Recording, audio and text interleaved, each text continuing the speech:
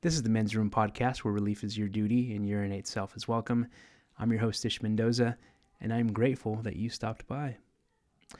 And we're grateful to have had Mario Trevino stop by the studio this week, where he shares his incredible story, a redemptive story, his journey from the trailer park through his experiences with infertility and fatherhood and every unlucky event in between. A bit of a trigger warning for sensitive topics that we are going to be discussing. We are also going to be really digging into his new venture, and I want to be sure that everyone is going to be supporting. That is Nurture Bass Lake Coffee and Eats. That is located at 54354 Road 432, Bass Lake, California 93604. Check them out. Nurture Bass Lake, an incredible coffee shop. And without further ado, let's get into it.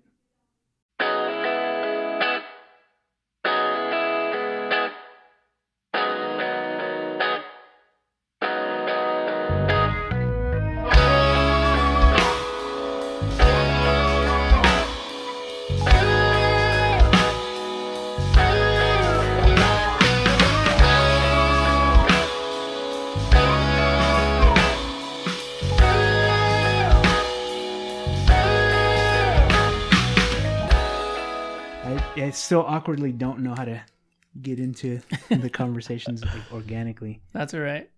Does your last name historically, like the family origin of your last name, have an Enya? It does, Enya, but I got rid of it just because. Well, I mean, I didn't get rid of it legally. I just stopped doing it. So, but like if you signed government documents, it has an Enya? Yeah, but I never put it, even though when I do sign government documents, yeah. Interesting. It's weird, I know. I remember growing up, I always used to put the Enya and everything, and then I don't know why I stopped doing it. Maybe I didn't want my Mexican heritage. I don't know. Yeah, there's something deeper there. I guess so. But yeah. So you have the most Hispanic sounding name of. I mean, I do too. My real name. Yeah, your real name, yeah. But you, Mario Trevino. Trevino, yeah. Well, I say I put the Trevino like it's Italian. Yeah, Trevino. You gotta. Yeah. Well, I used to be Moreno for a long time. So Trevino is actually when I was 7, I got Trevino or Trevino. It was Is that an adopted name? Yeah, it was my grandma's. I don't know if it was her maiden name or like a family name that they already had from Texas. She has like my grandma has a lot of family in Texas because she was a Rodriguez. And then when she was in the process of adopting us, we got to choose whether we wanted Rodriguez or Trevino.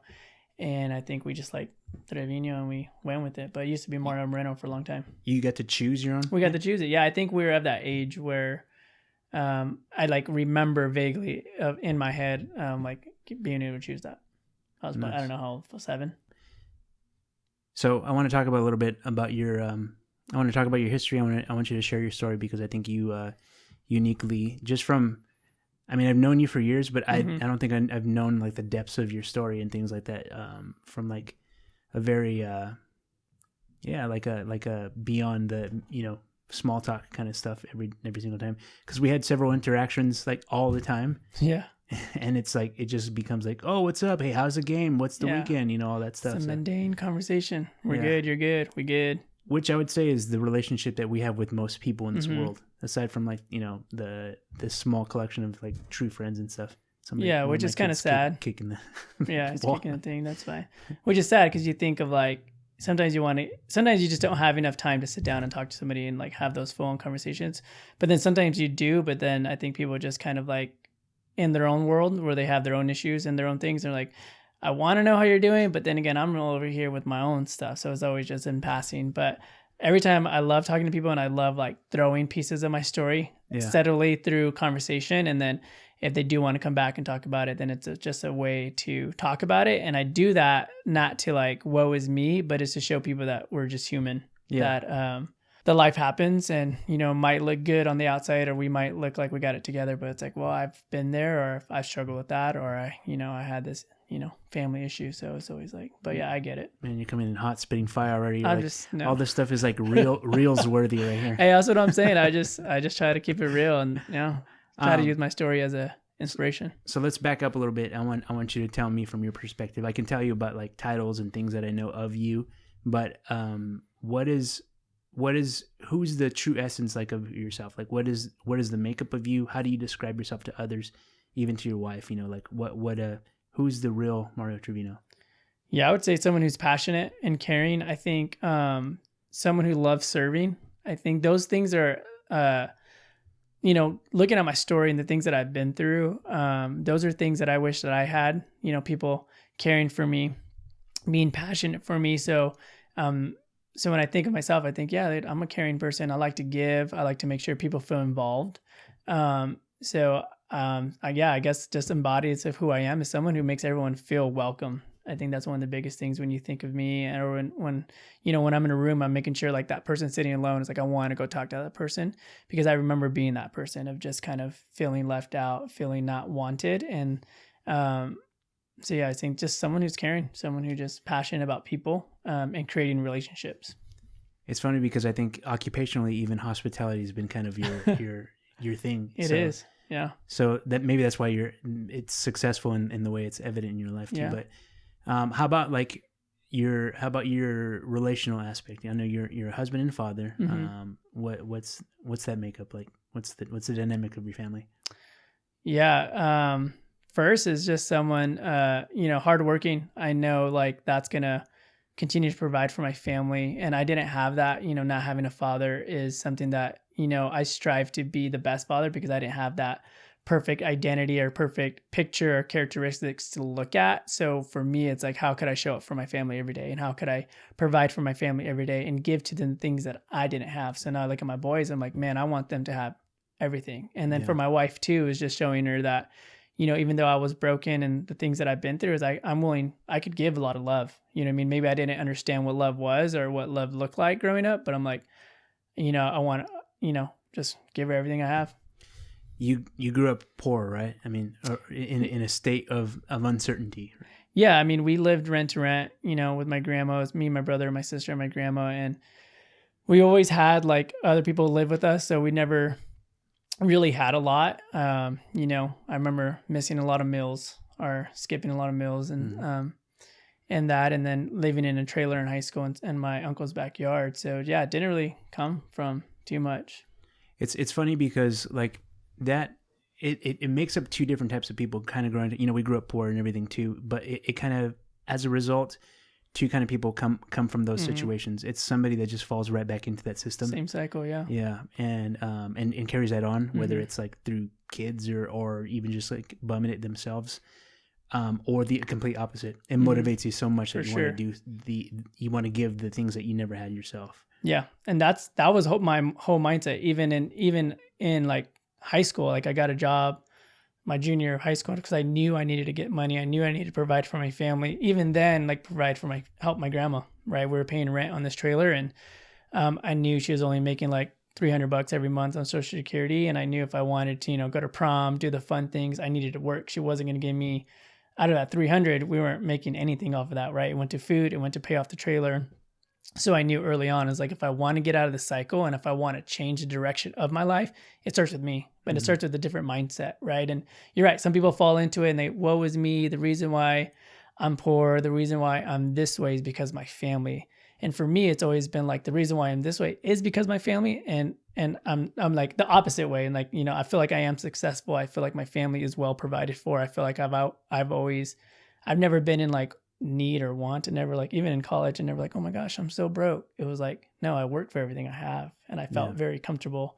But it was just shifting my mindset as I can't be a product of my family. I got to be a product of who I want to be, and it starts with me shifting and changing my attitude, the way I see things. Yeah, it's interesting. Like it's either fuel or the reason, your excuse forever. And I think that it's hard to break out of certain mentalities or certain mindsets in a lot of ways. I grew up poor, and now like, we're in a place that like we're very motivated. But I, as a young 18-year, like my first semesters of college, I just like, I didn't want to be there. And so like I, withdrew from classes and stuff like that. I never wanted to, I was not motivated.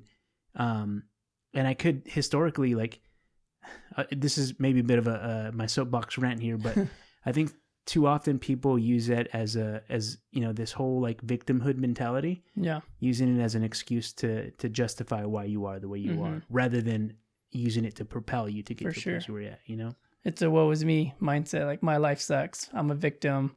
I do that. And maybe some people think that I try to come out as a victim when I share pieces of my story, but it's like, no, I share not to like say woe is me, but I share so you could have an idea of who I am and you could be inspired by that. And then you could spark conversation. Cause I, working in ministry, I've always shared pieces of my story, and then everyone's like, me too.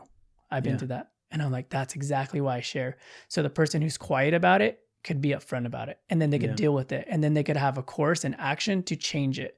And if that person never talked about it, or if I never talked about the issues that I've gone through, then, Joe or, Abby or whoever it is, they might not change, right? Because they didn't see the courage in me, but I'm like, I'm courageous. I'll share. I'm pretty open, but yeah, it's not the woe is me mindset. It's like I want to share to inspire people.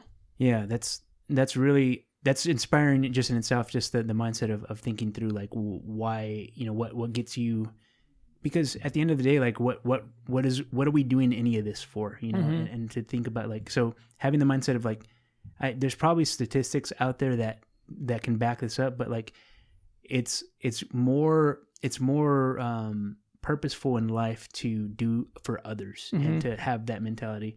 And I think that's, for me anyway, that's why I find such joy in fatherhood and like being a family man. Yeah. It's because I put them first in a lot of ways. Yeah. Speaking of family, I want to know a little bit about the dynamics of yours. So you talk about your grandma. So I'm assuming you got raised by your grandma. I mean, I know it, but I'm going to objectively say like, you don't know. Tell me the story.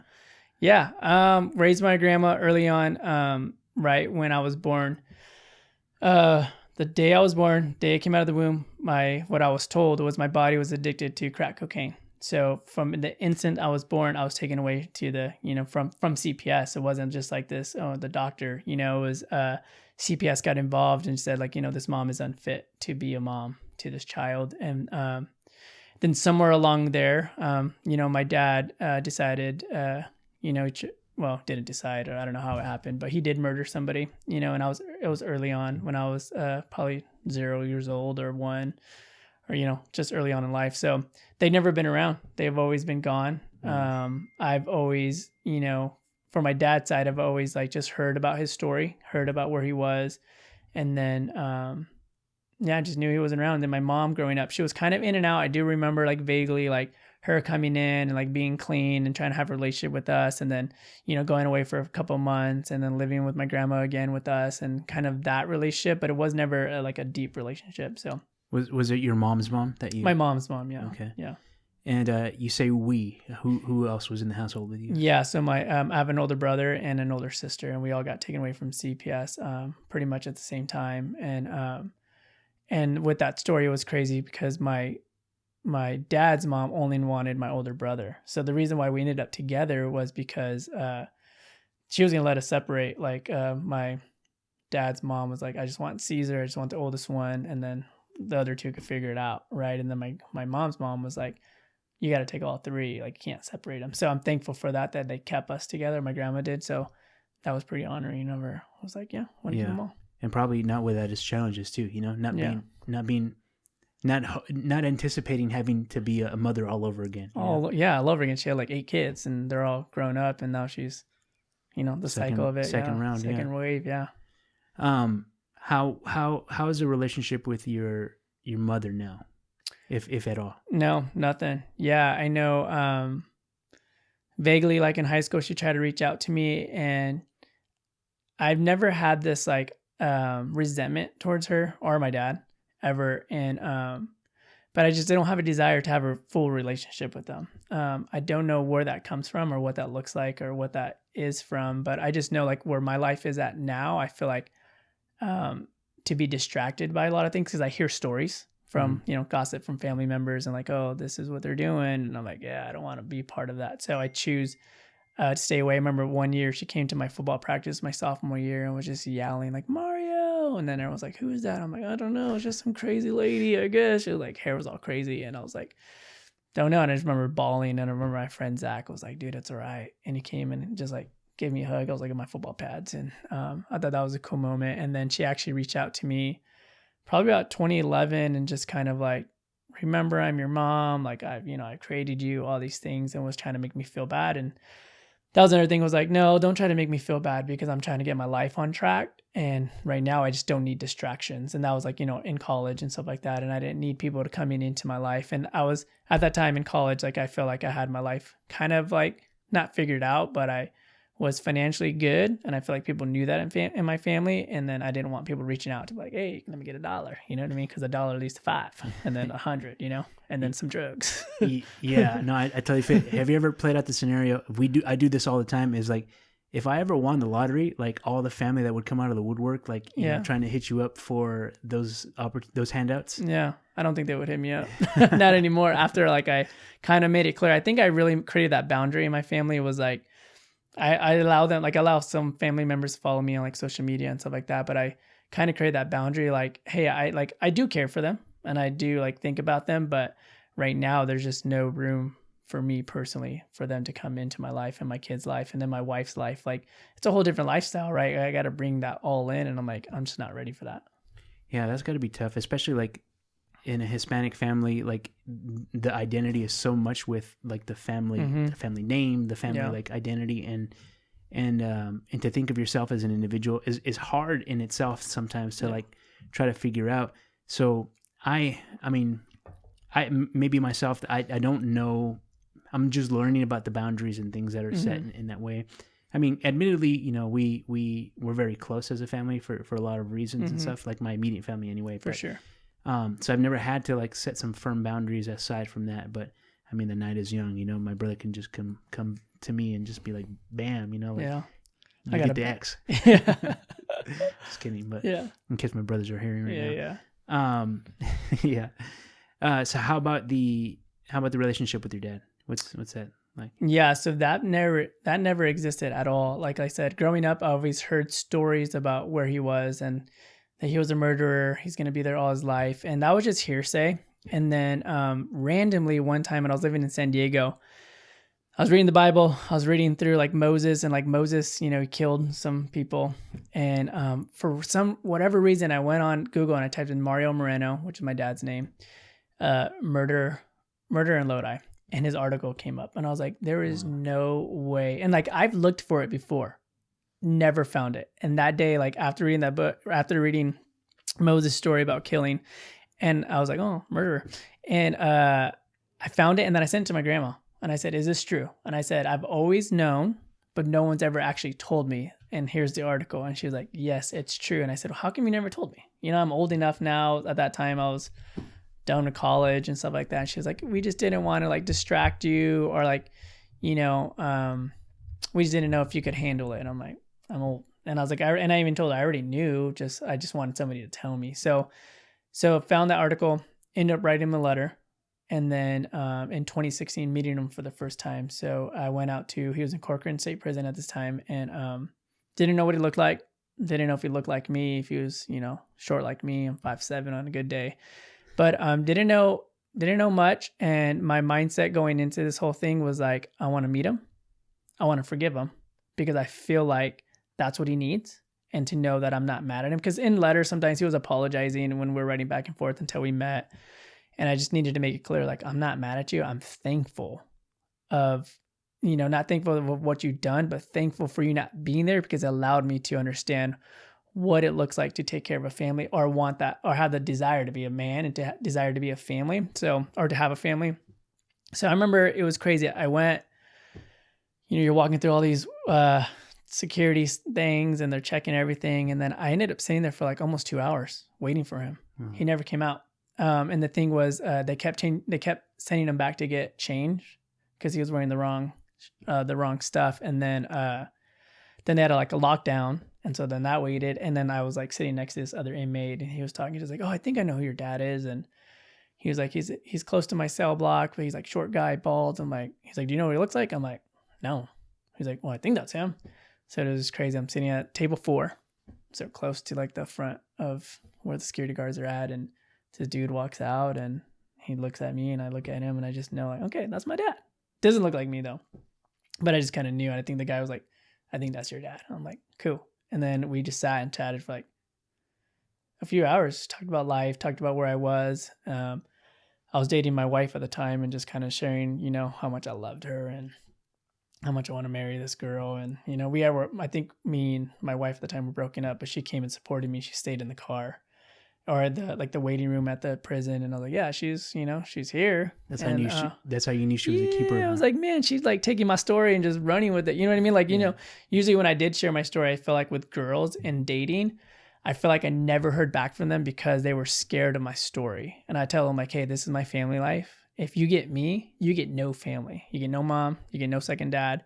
And I think that scared people. And then when Nikki heard my story, I think, you know, she understood the gospel. She understood who God was. And she was like, that's cool. Like, I want to be part of that. And she's like, I would love to go with you. I don't even think I asked her to go with me. She was like, can I go with you to visit your dad? And she was going to go with me, but she didn't fill out her paper on time or they didn't send us enough paperwork to get her there. But she was like, I'll go stay with you. And I was like, that was cool. And yeah, just that moment with my dad in I think 2016 was, we just sat there and just connected for a few hours. And I just said, hey, I forgive you. And he kept, you know, I'm sorry. I'm like, no. And I was like, I want to know the story. I want to know why you're here.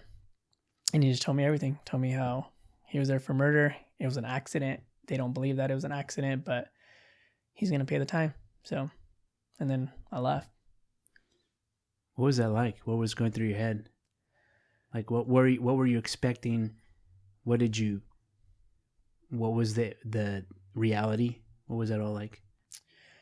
Yeah, I don't think I was really expecting anything because I knew he couldn't give me much, right? I think the biggest thing for me was taking the weight off my shoulder, like I said, to say that I forgive him. That was the biggest thing.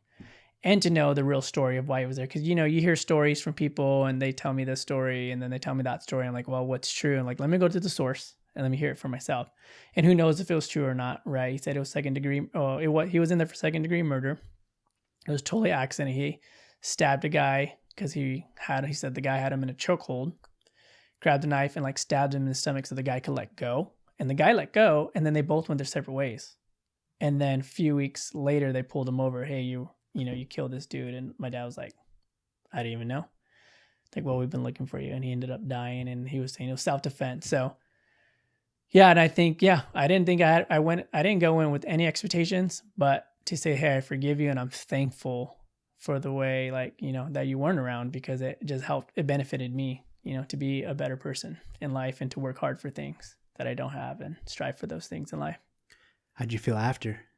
Good. Yeah. It was cool. Like leaving, I don't know. I don't even remember if I cried or not. I would have to ask my wife, but I know like it just felt very free just to see a face to the name of the letters I was writing to.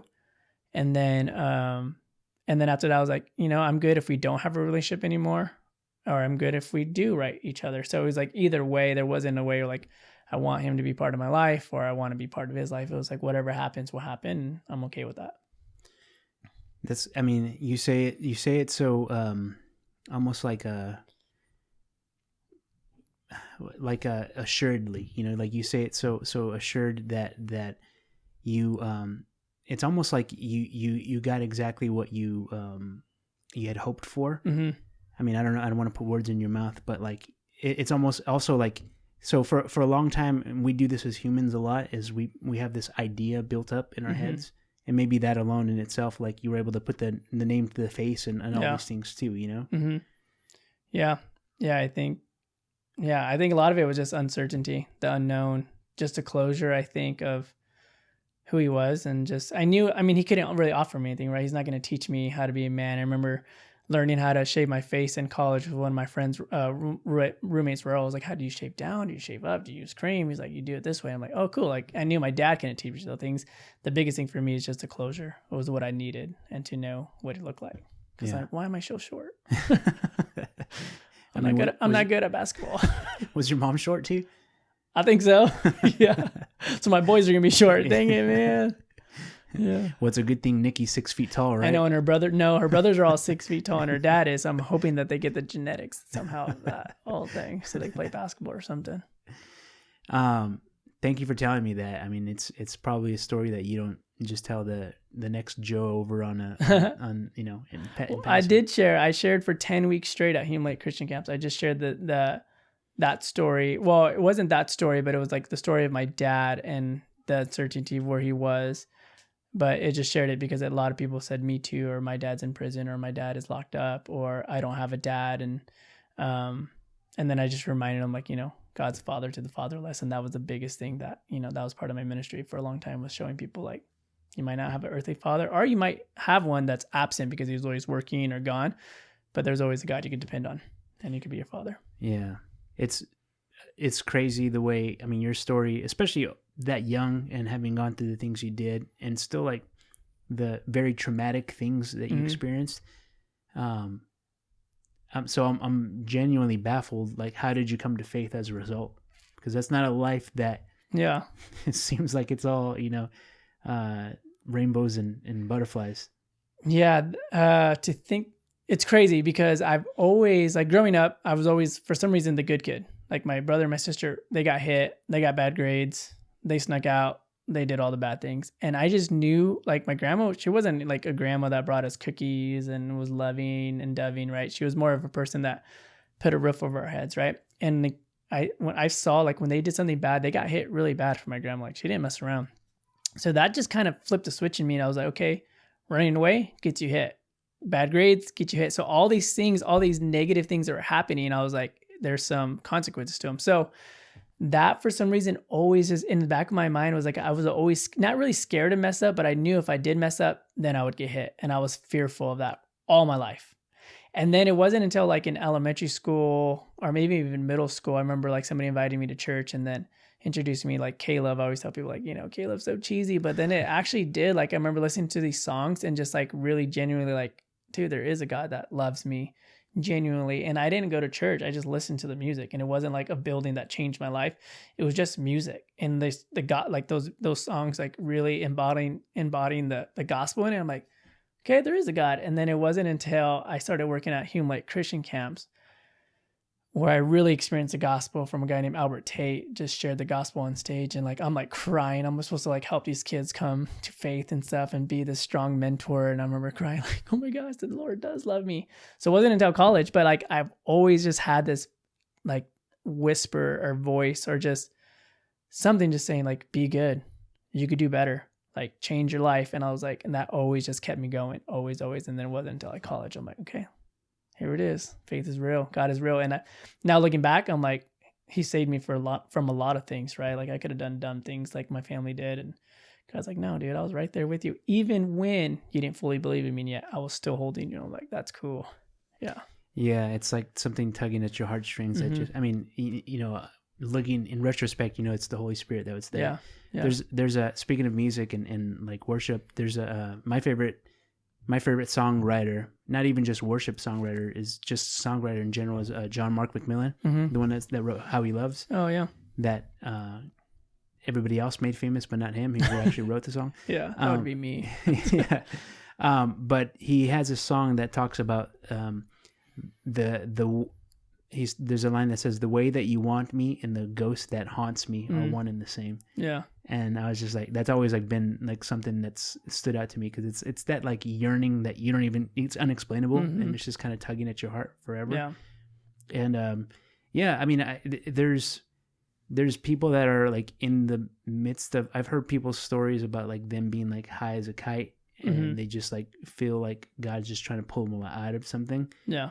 And it's crazy the way, like, in these dire situations, how just the Lord just can be present in any of it. In any of it, yeah. We don't fathom it. We also think, like, how we get to the nitty gritty, and I'm like, I said shit, ooh, the Lord's gonna come get me, you know. And but we don't realize that God is just like still there and loving us and wanting to be. No matter what, right? Like, no matter if you're like faithful to Him, He's like, I'm there. And that's what I'm saying. Like, it's crazy to think, like, in my life when I didn't fully know Him, I always felt, you're right, the Holy Spirit there and saying, like, guiding me and making sure that my steps were in step with Him. And I'm like, I don't even know what Him is yet, right? I didn't know the King of Kings. I didn't know the Lord of Lords, but it was like something just saying, trust me. It's going to be better. It's going to get better. Like, one day you're going to be able to get out of the situation you're in and create your own path. And I'll create the path for you and you just follow it. I'm like, cool.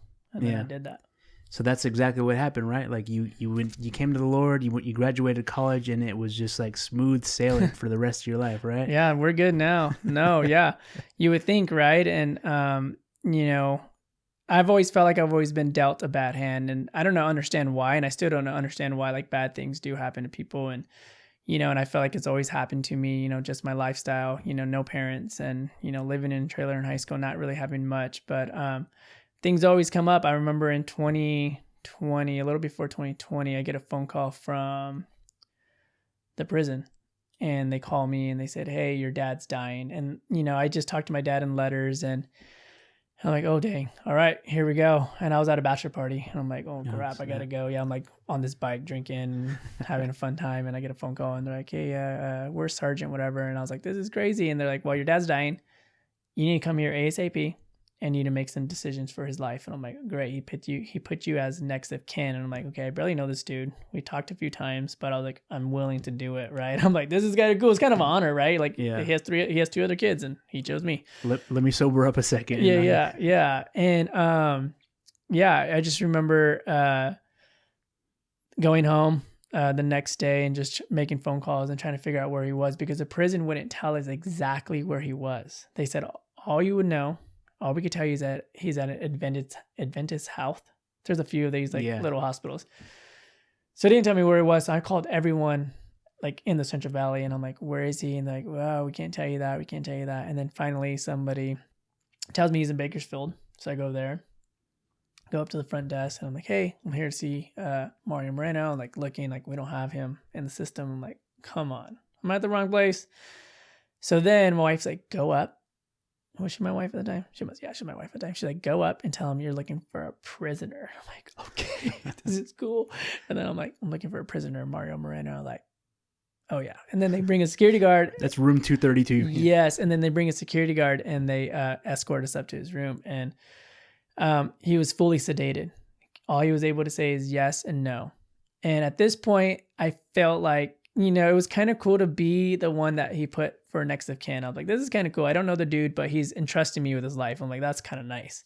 And maybe he sees something in me that he just cares about me, I guess. So I was like, that was kind of cool.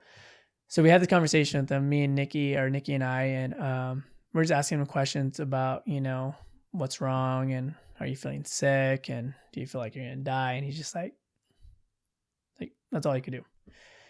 And then he breaks out in tears, and then the guard says, Mario, to my dad, we're both Mario, but he's like, Mario, do you want to tell them what you told us earlier? And he's like, yes.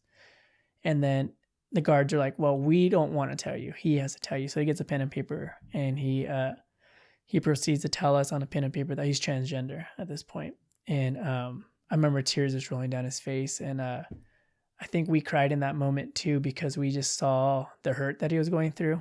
And just the pain, right? Like him identifying as something, and maybe just kind of shameful to tell somebody. And we're like, we don't care. Like, we're here, you're dying, and we want to be by your side as you die. And like, if you're transgender, that's cool. And he's like, my new name is Myra. Middle name is Irene, and then all this stuff. He had his hair growing out, and he was like, their security guards telling us that he's on meds to transition, and we're like, okay, that's cool. So then that was a Wednesday. We said, hey, we're gonna come back Friday because we're gonna get medical release forms, and because they wouldn't give it to him without his consent. We ended up going back Friday, and just a totally different shift. He was unmedicated, he was out of sedation, and he was able to talk, and he just lit us up. He said, get the F out of here. I don't know who you guys are. I'm not your dad. Look at me. I'm transitioning to be a girl. You never cared about me. Like, where have you been the last 30 years? And I'm like, bruh, where have I been the last 30 years? Like, I'm trying to be here for you in this moment that is a huge situation. And he was just like, you and Nikki need to get out of here. And we're like, and I just explained to him, like, you don't want to die alone. Like, we want to be here for you. Like, I understand we haven't been here, but you haven't been here either. And we just want to be here, someone for you, because we don't know who you know. We don't know who talks to you in the family. And then he just kicked us out. And that was like one of the last moments that we chatted with them. And then he wrote us a letter apologizing. And then we're like, dude, like you had your chance. And then he ended up dying like a couple Father's Day ago, like around Father's Day, like 2 years ago. And that was just more closure of what we needed, right? Like I think the Lord was like, hey, setting something, I thought he was setting something up for us and then like to be there for him. And then he was like, I don't want anything to do with you guys. We're like, all right, that's cool. Was that like medically induced talk? No, this time or anything? I don't know. I actually don't know. And like I said, he apologized in letters, and we ended up like sending him stamps, cards, but he was asking for money at this point too, because can I get like an iPad or some commissary stuff? Yeah, a bunch of stuff, and like a necklace because I'm gonna get beat up because this person, I stole it from this person, and we're like, no, we don't feel comfortable. We'll send you what we feel comfortable with: papers, letters, stamps, pens. That's it. And then he got mad about that, and then we decided to not write him again, and then 2 years ago we got a phone call that he actually did pass away, and we're like, okay, cool. Even at that, like there's a boundary that you had to set up, to not be, because from his perspective, and he probably made you next of kin as whether or not he had anybody else that was a part of his life, but you still had to be mindful of where, I don't know if you had kids at the time or what the situation was, but either way, like setting up the boundaries got to be something that's hard. And to be quite honest, I don't quite understand it fully, but necessary in a lot of ways. Yeah. What's the perception of that transgender thing? I mean, obviously, like you had your blood relative that's a transgender person. It's a very hot button topic with Christendom and like just in society in general. But in my opinion, that was a really great way to handle things, is that it doesn't matter at this point. It didn't, right? Yeah. I even think now with people that I've encountered, friends that I have that are transgender or, identify, as gay, bisexual, whatever it is, straight, whatever it is. My family and we try to do our best to love them regardless of where they're at. You know what I mean? And it's not changing them, trying to like, oh my gosh, like, let's pray the gay away. Let's pray the trans away. It's like, no, like all we could do is be there and show up for you. And that's it. And that's always been my mindset with all these scenarios where, political events and stuff like that. It's like, how could I be the best Mario version to people to show them I authentically care for them? I'm not trying to impose my views, my values, my religion, any of that. But how could I just say, hey, I love you. I see you. And if you need anything, you could call me. So with my dad being trans, it's like, that's crazy. Are we wired that way? My son's going to be trans, but it's like whatever happens. And all I could do is show up and be there for them. Yeah, it's an interesting take. I mean, because it's really easy to have a firm stance and like dig your heels into the ground and have like an opinion on whatever it is. But we were talking about this a little bit offline, is, my oldest son, I wanted him to be this athlete and, I wanted him to do all these things, and he's very whimsical. He's doing all these things. And I think about like, I don't know the features of my kids, but whatever it is whatever path they take in life, I love them. Yeah. And I can't say, like, it's really easy for me to stand on a soapbox and judge others from afar. Sure. But when it hits home, it's a completely different thing. Different, yeah. Yeah. And so what's to say that, like, no matter what, I mean, he could grow up to be, Lord forbid, a 49ers fan. Right. Come on. And go Niners. I like the Raiders. And I have to love him regardless. Yeah. But, I joke, I have joking around that, but like, no matter what, like he chooses in the path of life, like I want to support him fully, like, whatever that is. And if I can be a father to him in that way. Yeah. So it's an interesting, like, now on this side of things to think about those kind of things. Yeah. And all you think is like, my job as a human being or as a father is just to love them and show them that there's, that they are valued and loved, and give them things that we feel like is necessary, for life that we've been taught or we've been, adapted to, and then let them pick the course. Right. And, if they don't want to play sports, it's like, all right, I love you. I want you to play basketball. I want you to play football, but it's like, I love you regardless, because those things don't identify who you are. What identifies who you are is like your characteristics and, and how you walk this life and how you treat people. And those are the things that matter the most. It doesn't matter how much success you have. It's a matter like how much heart you give to people. And that's the biggest thing for our families. We want to teach people to have hearts for other people. Yeah, no, agreed. And it's fatherhood's such a beautiful thing. Mm-hmm. It's to be able to instill these kind of things in these like little humans. Yeah. And it's my greatest joy in life. I'm really blessed to be in a place that I've got two boys. We both were the two boy clan. Come on, man. Yeah. Yeah.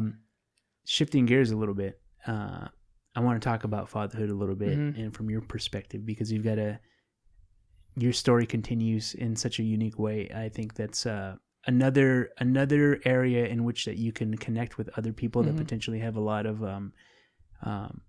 things that they're struggling with or Mm-hmm. sad about.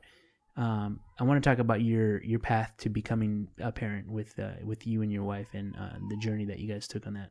Yeah. It wasn't easy. It took us about 3 years to get our first son here. And my wife is like she's like the numbers person. She's very she thinks about everything, right? So when we were trying for a year, she was like, there's something wrong. And I'm like, no, like we're good. Like, let's continue to practice. Let's continue to like not get help. And like me just being so optimistic, it's going to happen. All our friends are getting pregnant. There's nothing wrong with us. And she was always sad about it. And then finally, after year 1, we finally got checked out, and we deal with the male factor side of infertility, something that's not very talked about a lot in this world. And we didn't know what it was. I didn't really know what infertility was. I was like, I'm coming from a Hispanic culture. We're popping out kids left and right. I'm like, you have too many kids. Like, how? And I'm like, that's going to happen to me. We're just going to look at each other and we're going to have like 5 kids.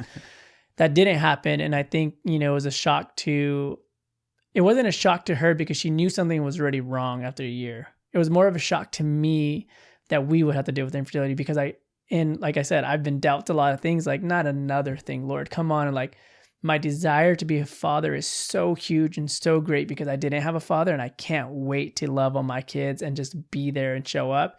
And like, we can't go through this thing, right? And then they say, oh, now it's male factor. And I'm like, okay, like what does that mean? Like, well, your boys aren't swimming. They look weird and your volume's low. So there's no way you could have a kid naturally. You got to turn your gear to medication and treatment. So, we referred to a urologist, and then the urologist said, hey, I suggest you guys go straight to IVF, which is in vitro. And we did that, cost a lot of money, but we knew that we really wanted to be here to be parents. And especially for me, my wife has a great mom and dad, so she knows that coziness of parents, and I want to give that. And I didn't know that or understand that. So I was like, we got to do it. We got to spend whatever we can. And we ended up having our first after 3 years with IVF, and we had a few failed transfers in between that. We did some IUIs, which is it's a little different than IVF. You do IUI first, it's a little less invasive, and then you switch to IVF, where that's where the big money's at. So what exactly is IVF? IVF is where so they get my wife all medicated on medication, and then they help her grow multiple follicles or eggs. And then they put her to sleep, and then they grab all those eggs out of her body. Okay. And then they grab my semen, which little there is, and then they wash it clean. And then they pull out like one and then meet it with the egg in a petri dish. And then they watch that for 5 to 6 days. So we had like about 21 fertilized eggs, and then we only ended up with 11 embryos, and those embryos are our chance of having a kid. So our first transfer, so what they do is, once the embryo reaches 5 days, and they look at it, they grade them on a scale, and they're like, well, this one looks good. So our first transfer, we did 1 embryo, didn't work. So what they do is just put the embryo close to the uterus and hope and pray that it implants. Didn't work. We were like devastated. We're like, man, this is our shot, right? We thought we were almost there. We're going to be parents. And then second transfer, we transferred 2 embryos. We're like, okay, double the chances. Didn't work. And we're like, oh no. My wife was like, we need to give up. Like she didn't know she could keep doing this over and over again. A ton of our friends are getting pregnant at the time, and that wasn't always easy to watch. And then did another transfer. Like, we gave ourselves some time to kind of grieve. And a lot of people think the embryo, like, it's just an embryo, but I'm like, for us, that was our hope. That was like money spent, but that was like, like that was like, man, that's our kid, potentially. And then the third transfer did work, and we got our son Reeves, and yeah, he's awesome. And it's crazy to think he's been frozen for like almost 2 years. He's like, he's been in the ice age. Yeah. He's gonna come out he's gonna come out a better person. I think so, yeah. And then our second one, we ended up waiting a year, and then we did another transfer, and that one caught right away too. And we have our son Pax, but it's not your conventional way of having kids, but I think the Lord led us down this way for a purpose and a reason, and we just kind of took it on. Yeah, I mean, it's something that I'm completely I'm at a loss for words to say that I empathize with you. I can only I'm actually getting really emotional just thinking about it, because fatherhood is just such a joy. Yeah. And for you, like, I'm sure that you being a dad now in this place, that in this time, it's like, man, what a miracle. For sure. Thank God for modern medicine and these all these things that are in place to put people like you and Nikki in a place that can be parents. Yeah. You guys are choosing to be parents. Yeah. At a high cost. Mm-hmm. Yeah. And I'm sure it's not a cheap process. Mm-mm.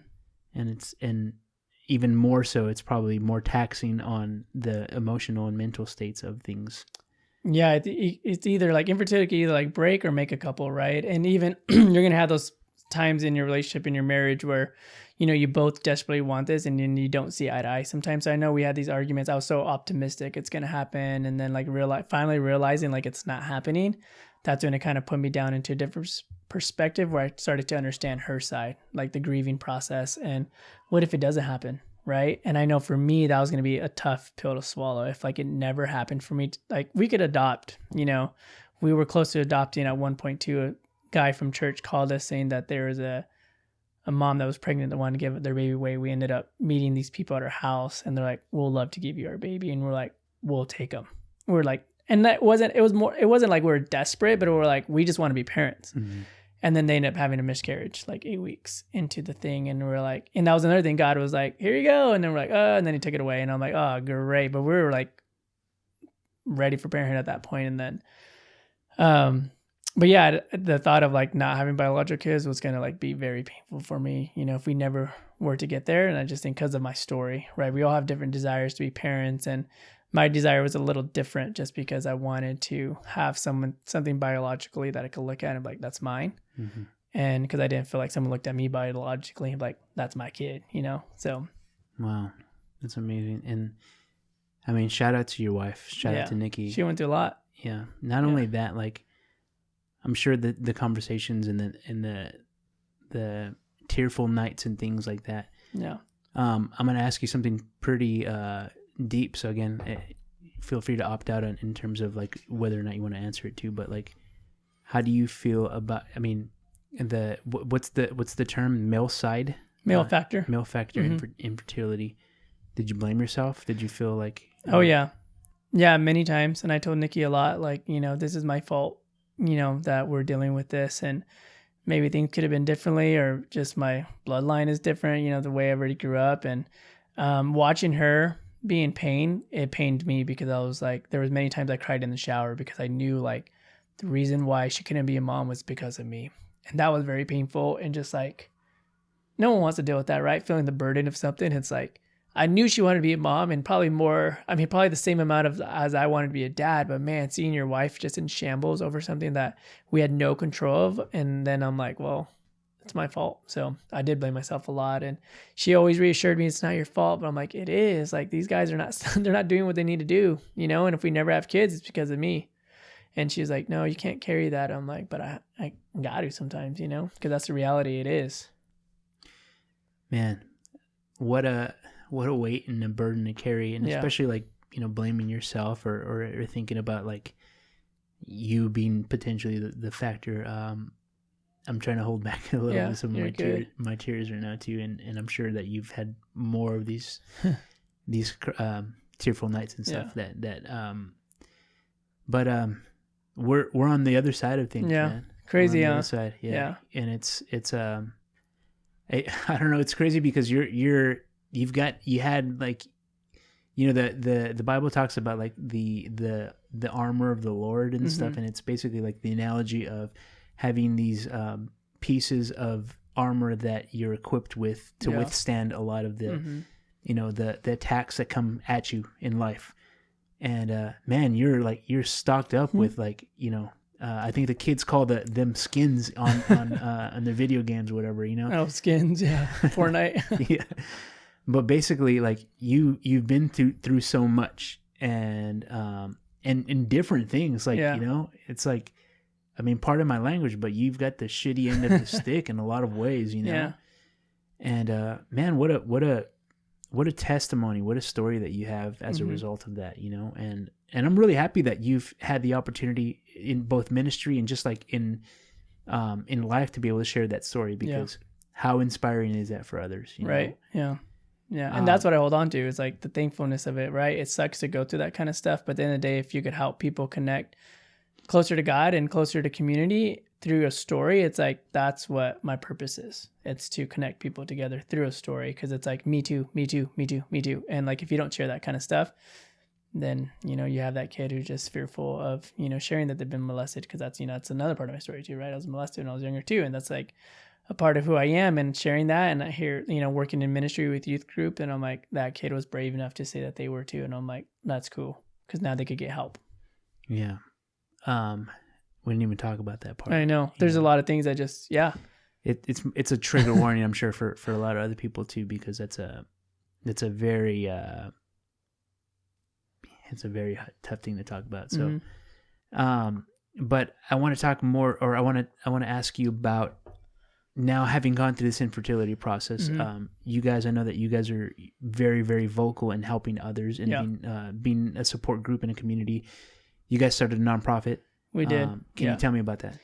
Yeah, so the nonprofit's called In the Waiting, and it's helping families navigate the in-between while waiting to grow their family. So just that middle ground, like, what do you do, right? When treatment's not working, when trying naturally is not working, right? Like, what do you do through the grieving process while you wait? And the reality is, we're not all called to be parents, and that's it, right? The Bible doesn't say like, hey, we promise you a child. I never found that anywhere in there. So we're trying to help families navigate that. And we started the nonprofit because we felt very hurt by people, by our own community around us. And then just the support that we feel like financially, we were grateful enough. Somebody started a GoFundMe for us, and then we got, about $10,000 from that. But we were just thankful that we were able to save money. We didn't even know we were going to do with infertility. We already had money saved for whatever reason. And we started realizing, like, man, there's people out there that don't have this opportunity. They don't have a support system. They don't have friends who understand. They don't have community that understands, and they don't have financial reasons to get there. So like, what if we started a nonprofit? What if we started support groups at our house? And we did. We started support groups at our house. One lasted about a year. We just met up like every week. It was so cool. And then the other one, we did a 6-week curriculum that we created, kind of walking through biblically what it looks like to navigate infertility. And that was cool because we still talk to all these people, like one of our closest friends. Now, we used to have like close friends. They're still our close friends, but then we have these deeper rooted friends who understand what we're going through, that we could actually cry, pray, hope, wish, dream with.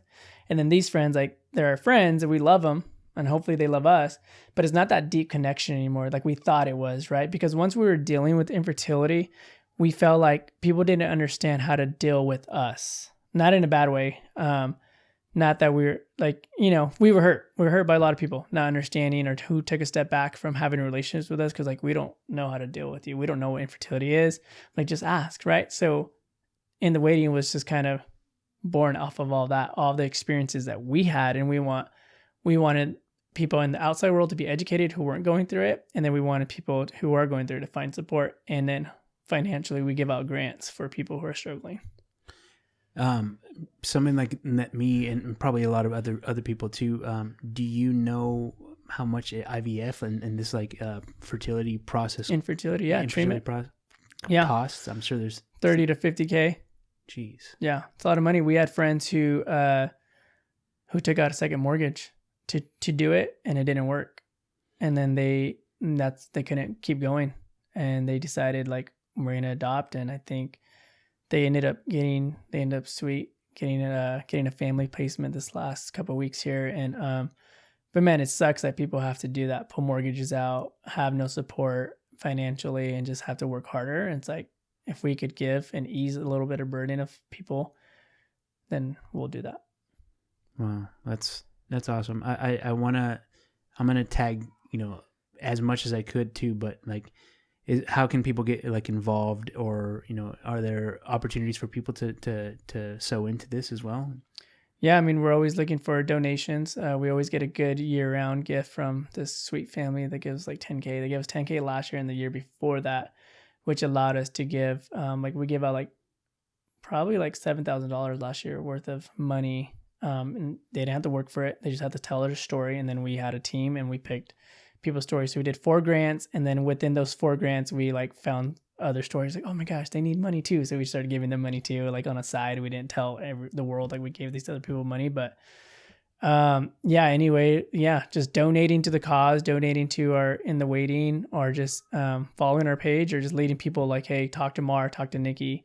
They'll love to come alongside you, because that's our part of our ministry now. We don't really have a home church, but we feel like being in the infertility community, if we could just come alongside people and just sit, pray, and listen, then we'll do that. Yeah, that is the church, the community of people coming together and helping support each other, lifting each other up in a pretty crazy, dire time, Let's flip the script a little bit, and I want to talk about some of the good things that now that you're involved with. You've got the Mario Trevino realtor shirt. So talk a little bit about what you're doing now, and how you're making people actually happy with owning homes and whatnot too. Yeah, decided to go to real estate. Had a friend nudge me. He's like, hey, you would be good in this field. You love talking to people. You love sharing. You love inspiring. So we think you will be good. So I got my license, and it was a good thing I got my license, because at this time, the place I was managing during COVID closed down due to COVID. So I had my license to fall back onto, where I am supporting family here. And I got my license in 2020. So at the height of COVID, I think. And I love it. I think the reason why I love it so much is I remember buying my first house as a kid who came from nothing and thinking that home ownership was not attainable. Mm-hmm. And I was able to like save. I was always a saver. I saved every penny. I worked in college. I actually did get financial aid, which was allowed me to like save money too, because I didn't use it for books. I didn't have to buy that many books. I'm like, y'all gave me $3,000 a semester. Like, that's pretty nice of y'all. Y'all paid for my school and gave me money. So I always saved everything. And when I got my first house, I just remember that excitement that I had. I was like, man, I came from someone who lived in a trailer in high school, someone who lived rent to rent, growing up in Salinas. And now I'm buying my first home. And I just remember that feeling of like, this is attainable, not just for the people who have it all, not for the people who are rich, but it's attainable for people who don't think they have it all, and people who are working hard. And I feel like I worked hard. So I was like, I want to help people find that home ownership and find value in their story and in who they are, and to believe in themselves. Cause I didn't really think it was attainable. And then I was like, oh, okay, this is cool. There's programs out there that help you. So yeah, that's why I love it. Is your favorite part of that people that are either renting or, not homeowners buying their first house? And yeah, that's one of the best feelings, because just listening to their stories and like hearing why they want to buy, or, or hearing how like they're working 2 jobs just to buy. And I'm like, that's inspiring, because they're working their ass off to get there. And some people just get things handed to them. They get a house handed to them. They get cars and life and money and lifestyle handed to them. I'm like, I love those people, but I love the people more who are working for everything they have. And I'm like, if I could come alongside them, share the journey with them, share my journey with them, and then just like, because they could look at me like, that guy got it all figured out. I'm like, nah, dude, I was just like you. Or I'm just like you still. Yeah. I'm a trailer park boy. Come on, man. Yeah, I lived in somebody's backyard, man. Had to dig the hole and put the poop in there. Is that real? Yo, yeah. There was no septic tank in that thing. It was like my grandma and I dug a hole, pulled a septic little tube out, and then just flushed it, put it in the thing, and then dug, filled it up and did it all over again. It was stinky. Yeah. For 2 people too. I'm like, man, y'all poop that much? Just 2 of us. It's a shitty job right there. It was a shitty job. It's shipping me on that TV show. Yeah. But yeah, I love real estate. It's been awesome. Yeah. Yeah. I mean, I see, I follow, which by the way, I'm going to tag all your Instagram and social media posts. I got too many of them. But I like to see the stories of people that are, I'm living vicariously through you, to see that too. So yeah, kudos to you. And from what I can see, you're crushing it pretty good. So yeah, I think last year was my best year. I think I was like number 5 in our office for volume of sales and probably sales. We'll find out tomorrow. We have a banquet tomorrow, but I think I'm like top 5 from, I could track my numbers. So yeah, and there's 70 agents in our office. So, but there's a lot in Fresno, but I'm like within the 100 of Fresno. So that's good. Yeah. So if you're in the market for a home, or if you don't think that you can even own a home, you can. It's just all conversation too. Like I don't force people to buy. I just want to let's map it out and let's talk. That's it. Yeah, for sure. Last business venture that you're a part of too. Yeah. So Tammy and I and the family, we got to experience the opening day for it, but you guys opened up a cafe. Coffee shop. Yeah. Yeah. We opened a coffee shop in Bass Lake, California. Not too far from here. It's always been, hospitality, man. I'm telling you, it's my thing. And I do it in real estate. I do it with our nonprofit. It's like making, infertility people feel involved, real estate people feel involved, inspired, and then coffee and food. And I knew it was lacking up there. There was no coffee shop. And man, I just love having conversations with people when they come up and order, or when they're sitting down drinking coffee, or just sitting there. I'm like, hey, what's up? Where are you from? What do you do? And just like love interacting with people. And I was like, this is another opportunity to do ministry, right? It's not a building, it's not a place. Sometimes it's just us. We're the ministers, right? So yeah, we opened a coffee shop. Crazy, because we're doing all these things and I still feel broke, but just kidding. It's like I got all these businesses, but nothing's making me money yet. You got to spend money to make money. Exactly. So yeah, this one definitely took us a little bit out of our comfort zone for sure. Because we put a lot of our own money into it, but we know like it's going to be taken care of. Yeah, when I first met you, you're a part of the restaurant and hospitality industry, and you've always been kind of like managing. So I don't doubt that you've got a good grasp. As a matter of fact, one of the best decor spots that I've ever been to. You guys, pretty nice. You guys did a really good job. Yeah, I got a good eye for that kind of stuff too. I could do design. Yeah. What you need? I'll do. Yeah. Let's redo this room. we may. Let's get a black wall right here. Dude, I'm telling you.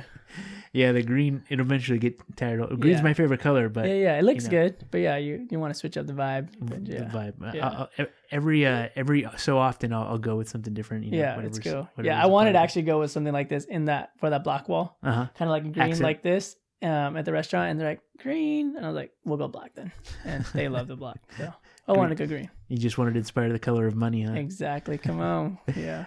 Nurture Bass Lake. Yeah. Yeah. That's kind of cool. Yeah, that name, like I'm telling you, everything we do, we try to embody love, and that was one of the things, like nurturing others, right? You think of a mom who nurtures their baby, right? They feel that baby feels protected and loved and cared for, and like for our places, we want people to feel that when they walk in, whether it's through just their drink or their food, or having a conversation with somebody they bring in, or having a conversation with us. Like we want them to feel nurtured, and our slogan is nurture others, or nurture yourself and nurture others, right? Take care of yourself first, make sure that you're fed, make sure that